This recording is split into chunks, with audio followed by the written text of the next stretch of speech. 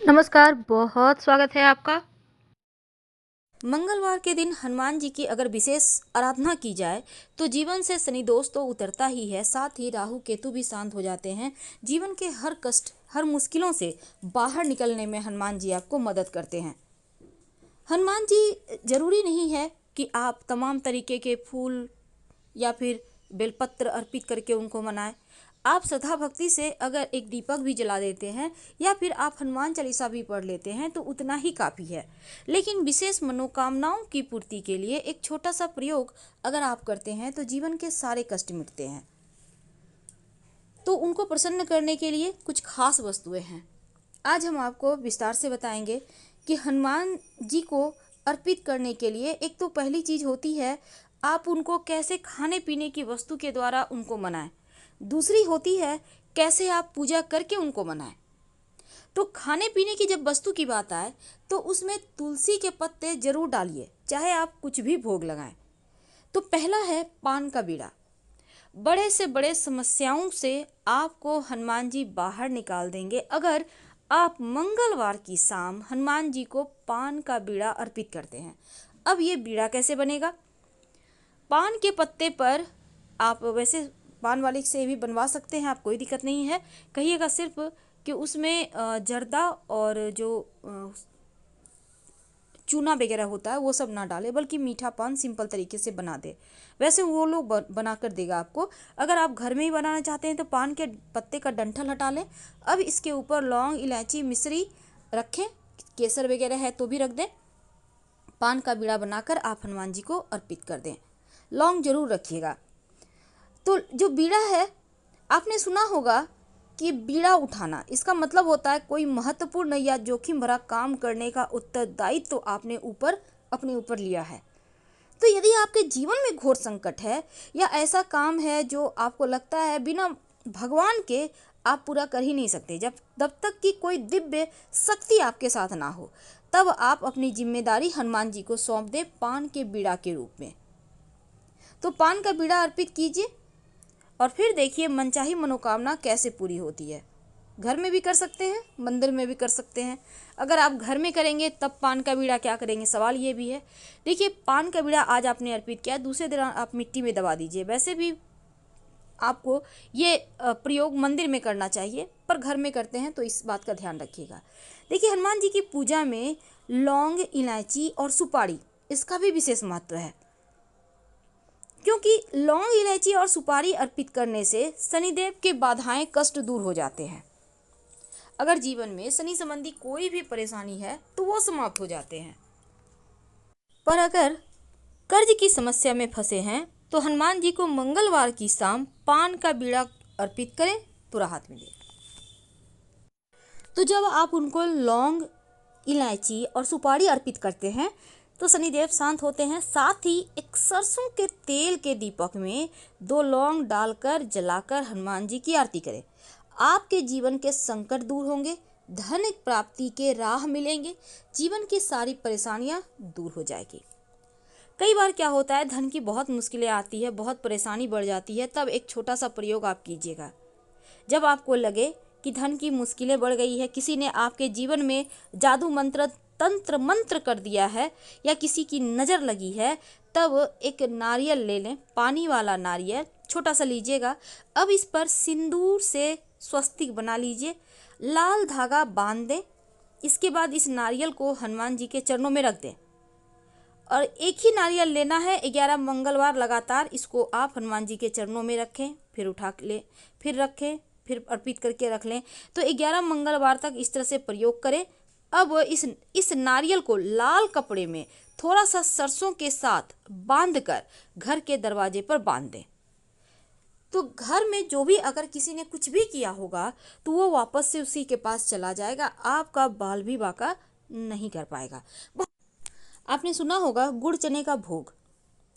तो ये भोग क्या है? ये मंगल को शांत करने का उपाय है। अगर आपकी कुंडली में मांगलिक दोष है, बार बार आप गिर जा रहे हैं, दुर्घटना हो रहा है, चोट चपेट की परेशानी ज़्यादा है जीवन में, तब आप गुड़ और चना फुल भिगोया हुआ पानी में आप हनुमान जी के मंदिर में जाकर हनुमान जी को भोग लगा दें। तो गुड़ चना का भोग लगाने से जीवन की सारी परेशानियां दूर हो जाती है। आप चाहें तो गुड़ की जगह चिरौंजी भी लगा सकते हैं। वैसे चने के साथ गुड़ ही अच्छा लगता है।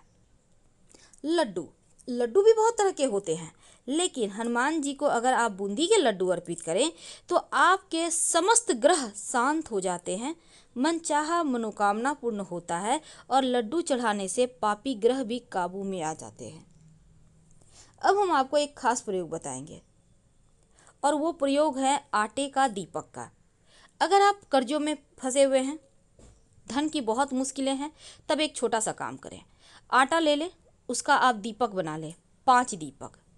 अब बरगद का 5 पत्ता ले आएँ, शाम में कीजिएगा ये प्रयोग, सुबह भी कर सकते हैं। तो 5 पत्ता बरगद का ले लें, हर एक पत्ते पर एक दीपक रखिए। अब इस दीपक में रुई की बाती होगी और घी होगा। लेकर हनुमान जी के मंदिर में जाएं। शाम के समय आप एक थाली पे रखिएगा 5 बरगद के पत्ते, 5 दीपक, और इसको आप हनुमान जी के मंदिर में जाकर जलाकर उनकी आरती करें। शनिदेव की बाधाएं शांत होगी, कर्जों की मुश्किलें दूर हो जाएगी, जीवन के कष्ट मिटेंगे और अगर धन आने के रास्ते नहीं थे तो वो भी बनने लगेंगे। वैसे पीपल के पत्तों का माला बनाकर भी हनुमान जी को पहनाने से कर्ज मुक्ति मिलती है। कैसे बनाएंगे? आपको 11 पीपल के पत्ते लेने हैं और पत्ते को धोकर साफ कर लें। इसके बाद इस पर सिंदूर और तेल चमेली के या फिर घी मिक्स करके हर एक पत्ते पर श्री राम लिखिए। फिर सबको धागा, लाल धागा या मौली धागा के सहारे बांधकर आप इसको हनुमान जी के गले में पहना दें। आपके जीवन के जो बिगड़े हुए काम हैं वो बनने लगते हैं। बिगड़े हुए काम यानी कि जो भी परेशानी है, बलाएं हैं, वो समाप्त हो जाती है, मुश्किलें दूर होती हैं और धन आने लगता है। तो ये तो था पीपल का पत्ता का प्रयोग। अब कई बार क्या होता है, हनुमान जी जो है, आपके घर में छोटे बच्चे हैं, बहुत परेशान करते हैं, बहुत शरारती हैं। आप चाहते हैं बच्चे बहुत बुद्धिमान हों, बार बार गिरे नहीं, चोट चपेट ना लगे। तब एक छोटा सा काम करें। आप अपने घर में घी सिंदूर थोड़ा सा एक छोटा सा बर्तन में, कटोरी में मिक्स कर ले। अब आप इसको हनुमान जी को उनके बॉडी में लगाइए। अब हनुमान जी को जब अब ये सिंदूर लगाइएगा तो आपके हाथों में जो लगा रह गया उसको थोड़ा सा ले आइए और अपने बच्चे को नियमित रूप से इसी से टीका करें। आपके बच्चे की एकाग्रता बढ़ेगी, उनकी बुद्धि तेज होगी, उनकी दृष्टि तेज होगी, उनका सौभाग्य बढ़ेगा, सुख बढ़ेगा, चोट चपेट दुर्घटनाओं से बचेंगे। वैसे इस सिंदूर से आप अपने गाड़ी के बोनट पे अगर स्वस्तिक बना लेते हैं तो आपका गाड़ी सुरक्षित रहेगा, खराब भी नहीं होगा जल्दी। बहुत सिंपल है, पर इसके अचूक आपको फल मिलते हैं।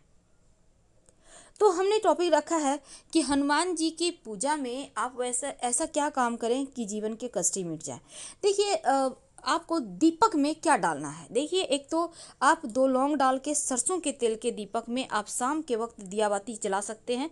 दूसरा, आप कपूर के सहारे भी लौंग जलाकर पूरे घर में दिखाकर आप इसको ही कर सकते हैं। तो इससे क्या होता है, नेगेटिव एनर्जी शांत होती है, आपकी मनचाही मुराद पूरी होती है। अगर लौंग ना हो तब यहाँ पर आप 2 काली मिर्च के दाने डाल के जला सकते हैं। अगर काली मिर्च भी नहीं है तो पीली सरसों के 2-4 दाने एक चुटकी लेकर जला के पूरे घर में आरती करें।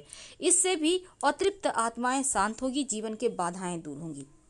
कई बार होता है कि आपके कोई भी मनचाही मुराद पूरी नहीं हो रही, नौकरी व्यवसाय की समस्या बहुत परेशान कर रही है, तब एक छोटा सा काम करें। एक नींबू में 4 लौंग चुभोर कर हनुमान जी के मंदिर में बैठकर हनुमान चालीसा पढ़ लें और इसको आप अपने पास रखें। जो भी काम के लिए जाएंगे उसमें सफलता मिलेगी, बाद में कहीं मिट्टी में दबा दीजिएगा। कई बार जीवन में शत्रु विरोधी बहुत परेशान करते हैं, बहुत ज़्यादा। अब आप चाहते हैं कि शत्रु विरोधी शांत हो जाए, आप चाहते हैं कि आपके दुश्मन आपसे दुश्मनी करना भूल जाए, तब एक छोटा सा काम करें। क्या करेंगे? आपको चाहिए होगा काली उड़द यानी साबुत उड़द के 38 दाने, चावल के दाने लेने हैं 40 और ये बिल्कुल साबुत चावल होना चाहिए। एक नींबू ले लें। घर से बाहर निकल कर जहाँ भी आपको साइड में जगह मिले थोड़ा सा मिट्टी में गड्ढा करें। अपने शत्रु का नाम मन में सुमरन करते हुए गड्ढे में चावल और जो आपने रखा है काली उड़द उसको डालकर नींबू को उस पर निचोड़ दें। शत्रु शांत हो जाएंगे और बिना पीछे मुड़े घर आइएगा। लेकिन अगर जीवन में कैसी भी परेशानी हो, नौकरी की, व्यवसाय की, विवाह की, संतान की, जो भी मुश्किल है, आप एक छोटा सा प्रयोग कीजिएगा। एक पान का पत्ता लें, डंठल तोड़कर हटा दें, चिकना साइड नीचे कर दें, रूखा साइड ऊपर, यानी पत्ता को उल्टा करें। अब 2 लौंग इस पे रखें, उल्टा साइड ही। दोनों हाथों से लेकर बहते हुए जल में प्रवाहित कर दें। आपकी समस्या बहते हुए जल के साथ चली जाएगी। अगर बहता हुआ जल ना मिले तब किसी भी पीपल के नीचे रख दीजिएगा। हम आपसे विदा लेंगे। हर हर महादेव। जानकारी अच्छी लगे तब लाइक कर सब्सक्राइब करें, अपनों से शेयर करें और कमेंट में हर हर महादेव जरूर लिखें। धन्यवाद।